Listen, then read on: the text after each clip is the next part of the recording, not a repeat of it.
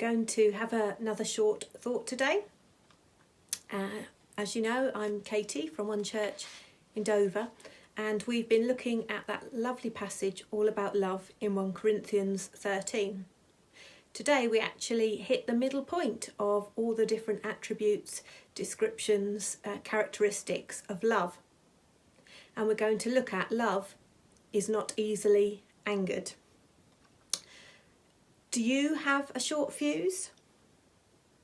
We've already seen earlier on in this series that love is patient. And I think that part of patience is the ability to tolerate weaknesses or even perceived weaknesses in others without anger. We read in 1 Peter 4 verse 8 this: "Above all, love each other deeply, because love covers over a multitude of sins." Love needs to be expressed in our patience and in not being easily angered. You know, we shouldn't be flying off the handle every time we feel or we are provoked. It's silly to think that we'll never feel anger. We will. And anger in itself is not necessarily sinful. But oh, doesn't it so often lead to a sinful expression? Instead, love puts the brakes on that expression of anger. It slows it down.